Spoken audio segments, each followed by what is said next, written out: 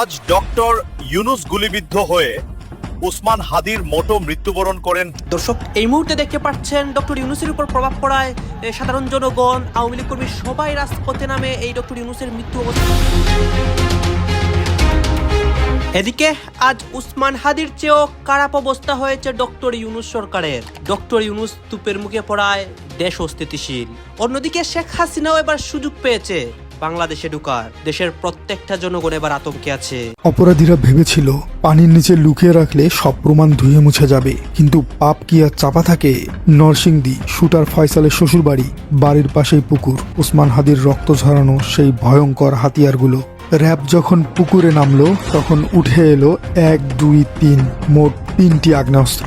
শরীফ ওসমান হাদিদের বিরুদ্ধে বিএনপি কি করছে আর মির্জা ফখরুল বলছে কি, এটা নিয়ে রাজনীতিতে হাস্যরসের সৃষ্টি হয়েছে, মানুষ হাসাহাসি করছে। নানা ধরনের খারাপ খবর চতুর্দিকে পাচ্ছি, খারাপ খবর নিয়ে আলোচনা হচ্ছে এবং খারাপের থেকে আমরা যেন বেরিয়ে আসতে পারছি না। নানা রকমের আতঙ্কের কথা আলোচনা হচ্ছে। সারা দেশে ডেভিল হান্ট দ্বিতীয় পর্ব চলছে, তাতে ধরপাকড়ের ঘটনাও ঘটছে। পরবর্তী সংসদ যদি বলে আমরা এই আইন ও রায় মেনে নিচ্ছি, তাহলে ইউনুস বাঁচবেন। আর যদি বলে আমরা মানি না, তাহলে ইউনুসের সব সিদ্ধান্ত প্রশ্নবিদ্ধ হবে, তিনি জটিলতার মুখে পড়বেন, বিপদে পড়বেন। হ্যাঁ, এবার বিপদের মুখে পড়েন ডক্টর ইউনুস সরকার। উসমান হাদির চেয়েও খারাপ অবস্থা হয়েছে তার। দর্শক শ্রোতা, আপনারা জানেন গত কিছুদিন আগে উসমান হাদি গুলিবিদ্ধ হয়েছিল। এখন আমরা দেখতে পাচ্ছি দেশের নতুন আরেকটি ঘটনা ঘটে এবং এই ঘটনা দেখে দেশের প্রত্যেকটা জনগণ আতঙ্কে আছে। দর্শক শ্রোতা, আপনারা দেখতে পারবেন এই মুহূর্তে বাংলাদেশের পরিস্থিতি কি এবং ডক্টর ইউনুসের উপর এই প্রভাব পড়ায় দেশের প্রত্যেকটা জনগণ রাজপথে নামে এবং দেশ উত্তাল করে ফেলে। সবকিছু দেখতে পারবেন এই একটি ভিডিওতে। আমরা ঘটনাস্থলে থেকে সবকিছু দেখাবো এবং এই নিয়ে অনেক গোপন তথ্য এবং চাঞ্চল্যকর তথ্য এইসবও দেখাবো। অপরাধীরা ভেবেছিল পানির নিচে লুকিয়ে রাখলে সব প্রমাণ ধুয়ে মুছে যাবে, কিন্তু পাপ কি আর চাপা থাকে? নরসিংদী শুটার ফয়সালের শ্বশুরবাড়ি, বাড়ির পাশেই পুকুর, শান্ত পানি, কিন্তু সেই পানির নিচেই লুকিয়ে ছিল উসমান হাদির রক্ত ঝরানো সেই ভয়ঙ্কর হাতিয়ারগুলো। র‍্যাব যখন পুকুরে নামলো তখন উঠে এলো 1, 2, 3 মোট 3টি আগ্নেয়াস্ত্র। শুধু অস্ত্র নয়, গ্রেপ্তার করা হয়েছে এই নাটকের আরেক খলনায়ক শুটার ফয়সালের বাবা হুমায়ুনকে। বাবা, স্ত্রী, প্রেমিকা, শ্যালক, পুরো পরিবার মিলে যেন এক ক্রাইম সিন্ডিকেট। কিন্তু সবচেয়ে বড় ধাঁধা এখানে বাকি। আগে আমরা জানতাম বাইকের মালিক হান্নান, আর এখন রিমান্ডে থাকা কবির বলছে বাইকের আসল মালিক নাকি শুভ। কে এই শুভ? হান্নান কি তবে নির্দোষ? আর 18 দিন আগেই হাদির অফিসে যে রেকি করা হয়েছিল সেই ভয়ঙ্কর তথ্য আজ ফাঁস করব। ঘটনাটি সিনেমার চিত্রনাট্যকেও হার মানায়। ওসমান হাদির উপর হামলার মূল শুটার ফয়সাল কবির মাসুদ ওরফে দাউদ খান এখনো পলাতক, কিন্তু তার শেকড় ধরে টান দিয়েছে র‍্যাব। গোয়েন্দা তথ্যের ভিত্তিতে র‍্যাব হানা দেয় নরসিংদীতে ফয়সালের শ্বশুর বাড়িতে। সেখানেই লুকিয়েছিল ফয়সালের বাবা হুমায়ুন। র‍্যাব তাকে গ্রেপ্তার করে এবং তার দেয়া তথ্যের ভিত্তিতেই পুকুরে তল্লাশি চালানো হয়, উদ্ধার করা হয় হত্যা চেষ্টায় ব্যবহৃত 3টি অস্ত্র। বিশ্লেষকরা বলছেন বাবা হয়ে ছেলেকে শাসন করার বদলে তিনি ছেলের পাপের সাক্ষ্য বা এভিডেন্স গুম করতে সাহায্য করেছিলেন। পুকুরে অস্ত্র ফেলে দিয়ে তারা ভেবেছিল র‍্যাব খুঁজে পাবে না, কিন্তু প্রযুক্তির কাছে তাদের সেই চালাকি আর টিকল না। সবচেয়ে আতঙ্কের তথ্যটি দিয়েছেন ফয়সালের সহযোগী কবির। মঙ্গলবার আদালতে দাঁড়িয়ে কবির যা বলেছেন তা শুনে শিউরে ওঠার মতো। কবির পেশায় একজন উবার চালক। তিনি স্বীকার করেছেন ঘটনার 18 থেকে 20 দিন আগে ফয়সাল তাকে ফোন করে বলেছিল, আমাকে ওসমান হাদির অফিসে নিয়ে চলো। কবির তাকে হাদির অফিসের সামনে নামিয়ে দেয়। এর মানে কি? এর মানে হলো এটি কোনো হুট করে ঘটা ঘটনা নয়, এটি ছিল cold blooded pre planned murder. 18 থেকে 20 দিন ধরে তারা হাদিকে ফলো করছিল, তার অফিস চিনেছে, তার রুট ম্যাপ তৈরি করেছে। একে অপরাধ বিজ্ঞানের ভাষায় বলা হয় রেকি বা নজরদারি। দর্শক, আপনাদের কি মনে আছে এর আগের নিউজে আমরা বলেছিলাম র‍্যাব মোহাম্মদপুর থেকে হান্নান নামের একজন শ্রমিককে গ্রেপ্তার করেছিল, যে দাবি করেছিল বাইকটি আসলে তার। কিন্তু এখন আদালতে কবির সম্পূর্ণ এক নতুন গল্প শোনালেন। তিনি বলছেন মোটরসাইকেলটি তার আইডি কার্ড ব্যবহার করে কেনা হয়েছে ঠিকই, কিন্তু এর আসল মালিক তার বন্ধু মহিউদ্দিন ইসলাম শুভ। তাহলে সমীকরণটা আসলে কি দাঁড়ালো? র‍্যাব ধরেছে হান্নানকে, যে বাইকের মালিক দাবি করেছিল নিজেকে। কবির বলছে বাইক কিনেছে শুভ কবিরের আইডি দিয়ে, আর বাইকটি চালিয়েছিল আলমগীর অর্থাৎ ড্রাইভার। তাহলে সেই শ্রমিক হান্নান আসলে কে? হান্নানই কি তাহলে শুভ, নাকি হান্নান আরেকজন ব্যক্তি যার নাম ব্যবহার করে বাইক রেজিস্ট্রেশন করা হয়েছিল? এখানেই একটা বড় মিসিং লিংক রয়েছে। বাইক একটাই, কিন্তু মালিকের নাম আসছে 3 জন। তদন্তকারীদের এখন বের করতে হবে আসল বাইকটি আসলে কার। হান্নান কি তবে নির্দোষ শ্রমিক, নাকি সেও এই সিন্ডিকেটের অংশ? পরবর্তী সংসদ যদি বলে আমরা এই আইন ও রায় মেনে নিচ্ছি, তাহলে ইউনুস বাঁচবেন। আর যদি বলে আমরা মানি না, তাহলে ইউনুসের সব সিদ্ধান্ত প্রশ্নবিদ্ধ হবে, তিনি জটিলতার মধ্যে পড়বেন, বিপদে পড়বেন। এই কারণেই শেখ হাসিনা সরাসরি প্রশ্ন তুলেছেন, যদি কোনো ফাঁসির রায় এমন আইনি কাঠামোর উপর দাঁড়িয়ে থাকে, এই যে হ্যাঁ বা না এর উপরে নির্ভরশীল থাকে, যেটা পরে সংসদ বাতিল করে দিতে পারে, বা বাতিল করে যদি দেয়, তাহলে সেই ফাঁসি কি আর তখন বলবৎ থাকে? মানে রায়টি কি তখন কিভাবে থাকবে, এর আইনি অবস্থানটা কি হবে? এই প্রশ্নটি তিনি তুলেছেন। শেখ হাসিনার যুক্তিটা যদি একটু দেখেন আপনারা, তিনি বলছেন এই সরকার নির্বাচিত নয়, কিন্তু এই সরকার সংসদ ছাড়াই বড় বড় সিদ্ধান্ত নিচ্ছে, তাই সিদ্ধান্তগুলোর রাজনৈতিক দায়িত্ব অবশ্যই মোহাম্মদ ইউনূসের। আপনারা জানেন যে বাংলাদেশে এখন সংসদ নেই, সংসদ বাতিল করা হয়েছে, ভেঙে দেওয়া হয়েছে। কিন্তু এই সময় অর্থাৎ গত 16-17 মাসে দেশে অনেক বড় বড় রায় হয়েছে বিচারালয়ে, এবং আমরা আইসিটিতে ফাঁসির রায় পর্যন্ত দেখেছি, ফাঁসির রায় দেওয়া হয়েছে। প্রশ্ন হচ্ছে, এই রায়গুলো কি চূড়ান্ত, নাকি এগুলোর ভবিষ্যৎ নির্ভর করছে পরবর্তী সংসদের উপর? এই প্রশ্নটাই আসলে প্রকাশ্যে তুলে ধরেছেন নির্বাসনে থাকা সাবেক প্রধানমন্ত্রী শেখ হাসিনা। 2025-এর বিজয় দিবসের প্রাক্কালে এক এক্সক্লুসিভ সাক্ষাৎকারে শেখ হাসিনা অনেক কথা বলেছেন, তার ভিতরে এই ইস্যুটি নিয়ে তিনি সরাসরি কিছু কথা বলেছেন। আমি বিস্তারিত সাক্ষাৎকার নিয়ে ভিডিওটি করছি না, আমি দেখতে চাইছি যে এই যে আইনি বিষয়টি, এর ভবিষ্যৎ কি সেটি নিয়ে কথা বলতে চাই। আপনারা জানেন যে বর্তমান ইউনূস সরকার সংসদ ছাড়াই আন্তর্জাতিক অপরাধ ট্রাইব্যুনালের কাঠামো বদলেছেন, এক্সিকিউটিভ অর্ডারে আইন পরিবর্তন করেছেন একাধিকবার। আজকের আলোচনার মূল পয়েন্টও আসলে এটাই, কারণ বাংলাদেশের সংবিধান বলছে আইন পরিবর্তন, ট্রাইব্যুনালের ক্ষমতা বাড়ানো বা বিচার ব্যবস্থার কাঠামো বদলানোর একমাত্র বৈধ জায়গা হলো জাতীয় সংসদ। তো সেটি তো এখন আমাদের নেই। আমরা আরো জানি আইসিটি তৈরি হয়েছিল 1971 সালের যুদ্ধাপরাধের বিচার করার জন্য, ইন্টারন্যাশনাল ক্রাইমস ট্রাইব্যুনাল। কিন্তু ইউনূস সরকারের সময় এই ট্রাইব্যুনালের এখতিয়ার বাড়ানো হয়েছে, এই যে বললাম সংসদে নিয়ে আনা হয়েছে। এই পরিবর্তনগুলো কি সংসদে অনুমোদন পেয়েছে? প্রশ্নই ওঠে না, কারণ এখন সংসদ বহাল নেই।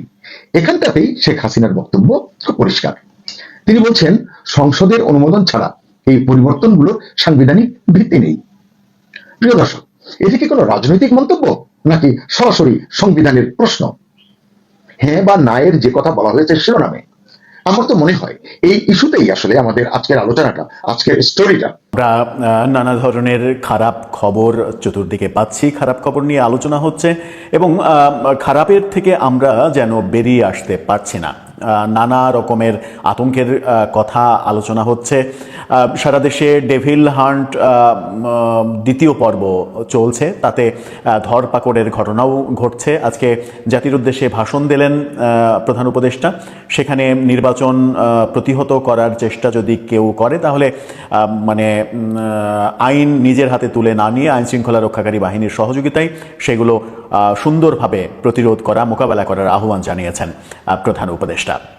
যখন বিভিন্ন রাজনৈতিক দল থেকে বিভিন্ন ধরনের আক্রমণাত্মক কথা বলা হচ্ছে, তখন প্রধান উপদেষ্টার এই কথাটা খুবই গুরুত্বপূর্ণ যে মানে আইন লঙ্ঘন করা যাবে না, আইন নিজের হাতে তুলে নেওয়া যাবে না। যদি নির্বাচন প্রতিহত করার কেউ চেষ্টা করে, তাহলে আপনারা ধীর স্থিরভাবে, সুস্থভাবে আইন শৃঙ্খলা রক্ষাকারী বাহিনীর সহযোগিতা নিয়ে সেগুলো প্রতিরোধ করবেন।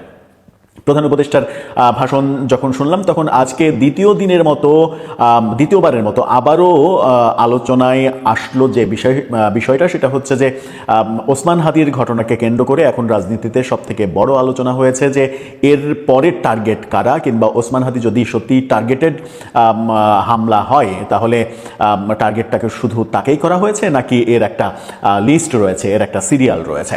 গণ অধিকার পরিষদের সাধারণ সম্পাদক আবারও দাবি করছেন যে এই কিলিং মিশনের টার্গেট 50, অর্থাৎ 50 জনকে টার্গেট করা হয়েছে। সেই কথা তিনি আবারও কি বললেন, কিভাবে বললেন, কি বোঝাতে চাইলেন, এই কথা স্পেসিফিক সংখ্যাই না হলেও বিভিন্ন রাজনৈতিক দলের নেতাদের মুখ থেকে এই কথা কিন্তু শোনা যাচ্ছে। তাহলে টার্গেট করছে কারা, সেই ব্যাপারে সরকার কতটুকু প্রস্তুতি নিচ্ছে সেই টার্গেট ঠেকানোর জন্য, সেগুলো আলোচনা করে আর চেষ্টা করবে এই ভিডিওতে। থাকবেন পলিটিক্স টিভির নিয়মিত আয়োজন। দর্শক, বলছিলাম বিজয় দিবসের প্রাক্কালেও আমরা খারাপ খবরের হাত থেকে যেন রক্ষা পাচ্ছি না। আজকে মহান বিজয় দিবস, সেই বিজয় দিবসের একেবারে শেষ বেলাতে এসেও আমাদেরকে খারাপ খবর নিয়েই আলোচনা করতে হচ্ছে। সেই খারাপ খবরটা এর আগে একবার শুনেছিলাম, আবারও গণ অধিকার পরিষদের সাধারণ সম্পাদক রাশেদ খান বলছেন, এবং তিনি স্পেসিফিকলি বলছেন যে ওসমান হাদির পরেও কিলিং টার্গেটে 50 জন আছে। আমার মনে হয় যে রাশেদ খান যেহেতু খুবই গুরুত্বের সাথে এই কথাটা বলছেন, সেহেতু সরকারের উচিত হবে, কিংবা স্বরাষ্ট্র উপদেষ্টার উচিত হবে তার সঙ্গে কথা বলা এবং তার কাছে স্পেসিফিক কোনো তথ্য থাকলে সেই তথ্যগুলো কাজে লাগানো। আমি জানি না, কথা বলতেও পারেন তারা ইতিমধ্যে, নিশ্চয়ই এটা নিয়ে কোনো না কোনো মেকানিজম হচ্ছে। দুই পক্ষেরই প্রস্তুতি নিশ্চয়ই রয়েছে, যারা টার্গেট করছে তাদের যেমন প্রস্তুতি থাকবে, সরকারেরও একটা প্রস্তুতি নিশ্চিত করেই আছে সেগুলো মোকাবেলা করার জন্য। সেই প্রস্তুতি থাকুক, এটাই আমরা প্রত্যাশা করি, যেন কোনো ধরনের অপ্রীতিকর ঘটনা না ঘটে। কি বলছেন রাশেদ খান? আমার দেশ তাকে নিয়ে আজকে আবার শিরোনাম করেছে, আমরা আজ খুঁজে বের করব তফসিল ঘোষণার ঠিক 24 ঘন্টার মধ্যে এই হামলা কি কাকতালীয় নাকি 2026-এর নির্বাচন বানচালের এক ভয়ঙ্কর মাস্টার প্ল্যান। দর্শক, সত্যটা হয়তো আপনার ধারণার চেয়েও ভয়ঙ্কর। শেষ পর্যন্ত দেখুন, কারণ শেষে আমরা এই সবগুলোর সমীকরণ মিলিয়ে আসল সত্যটা বের করার চেষ্টা করব। কিন্তু এই সন্দেহের জট খোলার আগে চলুন ক্রাইম সিনে ফিরে যাই। আসলে ঠিক কিভাবে, কতটা ঠান্ডা মাথায় ঘটানো হলো এই ঘটনা, যা শুনলে আপনার গায়ের রোম দাঁড়িয়ে যাবে। আসুন ঘটনার দৃশ্যপটটি একটু গভীরভাবে বিশ্লেষণ করি। এটি বোঝা জরুরি, কারণ হামলার ধরনই বলে দেয় খুনিরা কারা। শুক্রবার দুপুর শরীফ ওসমান হাদি ইনকিলাব মঞ্চের একটি প্রোগ্রাম শেষ করে জুমার নামাজ পড়ে ফিরছিলেন। তিনি কোনো বুলেট প্রুফ ল্যান্ড ক্রুজারে ছিলেন না, ছিলেন না কোনো বিশাল প্রোটোকল বা গানম্যান নিয়ে। তিনি ছিলেন আমাদের আপনাদের মতো সাধারণ মানুষের বাহন, একটি রিকশায়। তার পেছনের রিকশায় ছিলেন তার সহযোদ্ধারা। বিজয়নগরের বক্স কালভার্ট রোডের ভিড় একটু কমতেই পেছনের ভিড় চিরে একটি মোটরবাইক উল্কার গতিতে এগিয়ে আসে। বাইকে 2 জন আরোহী বাইকটি রিকশার একদম বাম পাশে এসে গতি কমায়। কোনো কথা কাটাকাটি নেই, কোনো ওয়ার্নিং নেই, কোনো স্লোগান নেই। পেছনের জন পকেট থেকে পিস্তল বের করে পয়েন্ট ব্ল্যাঙ্ক রেঞ্জ অর্থাৎ খুব কাছ থেকে গুলি চালায়। গুলিটি সরাসরি হাদির মাথায় এবং চোয়ালে আঘাত করে। রিকশায় লুটিয়ে পড়েন তিনি। রক্তে ভেসে যায় বিজয়নগরের পিচ ঢালা পথ। হামলাকারীরা বাইক না থামিয়েই সোজা কাকরাইলের দিকে পালিয়ে যায়। এই পুরো অপারেশনটি শেষ করতে সময় লেগেছে মাত্র 10 থেকে 15 সেকেন্ড। এই কোল্ড ব্লাডেড হিট প্রমাণ করে এই হামলা এক রেকি করা ছিল। তারা জানতো হাদি কখন বের হবেন, কোন রিকশায় উঠবেন এবং কোন রাস্তায় জ্যাম কম থাকবে। 2, এটি ছিল হিটম্যান স্টাইল। তাদের উদ্দেশ্য কেবল ভয় দেখানো ছিল না, উদ্দেশ্য ছিল এলিমিনেট বা পুরোপুরি শেষ করে দেওয়া। রাজনৈতিক কর্মীরা সাধারণত মারধর করে, কিন্তু এভাবে রানিং বাইক থেকে গুলি করা, এটা পেশাদার কিলার বা শুটারদের কাজ। এবং 3, টাইমিংটা ছিল জুম্মার পরপরই, যখন পুলিশ কিছুটা রিল্যাক্স মোডে থাকে। ঠিক সেই সময়টাকেই তারা বেছে নিয়েছে। এত নিখুঁত অপারেশন দেখে প্রশ্ন জাগে, কার এত বড় স্বার্থ ছিল হাদিকে সরানোর? কার পথের কাঁটা হয়ে দাঁড়িয়েছিলেন তিনি? এখানেই আসছে আমাদের প্রথম এবং সবচেয়ে আলোচিত সন্দেহের তীর। সবচেয়ে বেশি আলোচনা এবং ফিসফাস হচ্ছে যে বিষয়টি নিয়ে, তা হলো ক্ষমতার লোভ এবং আঞ্চলিক রাজনীতি। শরীফ ওসমান হাদি ঢাকা 8 আসন অর্থাৎ মতিঝিল, পল্টন, শাহবাগ, রমনা থেকে স্বতন্ত্র নির্বাচনের ঘোষণা দিয়েছিলেন। এই আসনটি কোনো সাধারণ আসন নয়, এটি ঢাকার রাজনীতির নার্ভ সেন্টার। সচিবালয়, মতিঝিল, ব্যাংকপাড়া এবং পল্টনের রাজনৈতিক কার্যালয় সবই এই এলাকায়। ঐতিহাসিকভাবে এটি বিএনপির হেভিওয়েট নেতাদের শক্ত ঘাঁটি। এক্ষেত্রেও একটা লাইন যে এই সাক্ষাৎকারটিতে পেলাম, যেটা আগে কখনো পাই নাই, শেখ হাসিনা সবসময় বলেছেন এগুলো মানে প্রহসনের বিচার, শ্যাম ট্রায়াল, কাজেই এই বিচারে তিনি কোন রকম আইনি প্রক্রিয়ায় অংশ নেওয়ার কথা বিবেচনাই করছেন না। এই সাক্ষাৎকারটিতে তিনি স্পষ্টত বললেন যে I will contest this verdicts through every legal avenue. আমি যত রকম আইনি প্রক্রিয়া সম্ভব, যত রাস্তা আছে সব রাস্তা দিয়ে আমি এই বিচারের রায়গুলো কন্টেস্ট করব, এই বিচারের রায়গুলোকে চ্যালেঞ্জ করব। বাংলাদেশে আন্তর্জাতিক অপরাধ ট্রাইব্যুনালে মানবতা বিরোধী অপরাধের দায়ে মৃত্যুদণ্ডের রায় হবার পর সাবেক প্রধানমন্ত্রী শেখ হাসিনা আবারও সংবাদ মাধ্যমগুলোতে সাক্ষাৎকার দিতে শুরু করেছেন।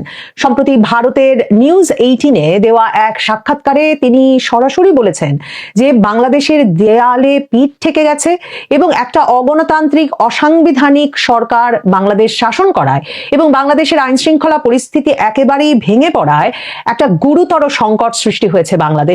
এবং তিনি বলছেন তিনি মনে করেন যে বাংলাদেশে জরুরি ভিত্তিতে একটা শান্ত জবাবদিহিতামূলক এবং একটি গণতান্ত্রিক নেতৃত্ব প্রতিষ্ঠা করা অত্যন্ত জরুরি। শেখ হাসিনা অন্য সাক্ষাৎকারগুলোর মতোই এই সাক্ষাৎকারেও তার বিরুদ্ধে যেসব আইনি ব্যবস্থা নেওয়া হয়েছে, যেসব মামলা হয়েছে, যে বিচারের রায় হয়েছে, সেসব প্রসঙ্গে কথা বলেছেন এবং তিনি এর পাশাপাশি এটাও বলেছেন যে বাংলাদেশে যা চলছে সেটাকে ভিক্টরস জাস্টিস বা যে বিজয়ী পক্ষ যেমন চাইছে তেমন বিচার করছে, তেমন রায় দিচ্ছে, তেমন শাস্তি দিচ্ছে, এমন একটা পরিস্থিতি হিসেবে অভিহিত করা যায়। তিনি আওয়ামী লীগের রাজনৈতিক আপনারা তো দেখলেন এখানে কি কথা হচ্ছে, অনেকে কিন্তু অনেক কথা বলতেছে, অনেকে আলোচনা করতেছে, অনেকে সমালোচনা করতেছে দেশের বিভিন্ন অবস্থা এবং পরিস্থিতি নিয়ে। বিশেষ করে এখানে দেশের রাজনৈতিক প্রেক্ষাপট নিয়ে কথা হয়, আরও অনেক বিষয় নিয়ে কথা হয়। গাইজ, এই বিষয়গুলো দেখে এখানে যে আপনাদেরকে বিভিন্ন বক্তব্য দেখিয়েছি, এগুলো দেখে আপনাদের কি মনে হচ্ছে?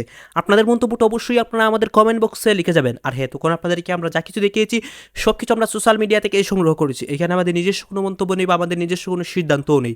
সর্বশেষ আপনাদের কাছে আমাদের একটা রিকোয়েস্ট থাকবে, আপনারা আমাদের চ্যানেলে নতুন দর্শক হয়ে থাকলে চ্যানেলটি সাবস্ক্রাইব করবেন এবং পাশে থাকা বেল বাটনটি বাজাবেন যাতে করে নেক্সট ভিডিওটা সবার আগে আপনাদের কাছে পৌঁছে যায়।